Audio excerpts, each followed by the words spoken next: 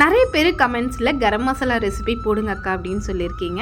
இந்த கரம் மசாலா பொடி வந்து வெஜ்ஜுக்கும் சரி நான்வெஜ்ஜுக்கும் சரி சூப்பராக இருக்குங்க. இப்போ இந்த கரம் மசாலா ரெசிபி எப்படி செய்கிறதுன்னு பார்க்கலாம். இப்போ ஒரு பேனில் 3 ஸ்பூன் அளவுக்கு தனியா சேர்த்துக்கலாம், 1 ஸ்பூன் அளவுக்கு மிளகு சேர்த்துக்கலாம், 1 ஸ்பூன் அளவுக்கு சோம்பு, 1 ஸ்பூன் அளவுக்கு ஜீரகம், 1 ஸ்பூன் அளவுக்கு கசகசா, 2 ஜாப்பத்திரி, 1 ஸ்பூன் அளவுக்கு ஏலக்காய், 1 ஸ்பூன் அளவுக்கு பட்டை, 1 ஸ்பூன் அளவுக்கு கிராம்பு, 3 ஸ்டார் பூ சேர்த்துக்கலாம், 1 ஸ்பூன் அளவுக்கு கல்பாசி, 2 மராட்டி மொக்கு சேர்த்துக்கலாம். இது கூட வந்து 1 ஸ்பூன் அளவுக்கு கஸ்தூரி மேத்தி, 3 பிரிஞ்சளவை கிள்ளி சேர்த்துக்கலாம். இது கூட வந்து காஷ்மீர் மிளகாவும் சேர்த்துக்கலாம். ஒரு 4-5 காஷ்மீர் மிளகாய் சேர்த்து மீடியம் ஃப்ளேமில் வச்சு தாங்க நல்லா ஃப்ரை பண்ணிக்கணும். பாருங்கள், நல்லா ஃப்ரை ஆன உடனே இப்போ இதையே நல்லா ஆற வச்சு அதுக்கப்புறமா மிக்ஸி ஜாரில் சேர்த்து கிரைண்ட் பவுடராக பண்ணிக்கலாம். பாருங்கள், இந்த அளவுக்கு கிரைண்ட் பவுடர் பண்ணிக்கினா போதுங்க.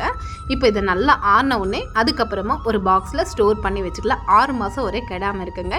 இந்த கரம் மசாலா ரெசிபி நீங்களும் கண்டிப்பாக ட்ரை பண்ணி பாருங்கள்.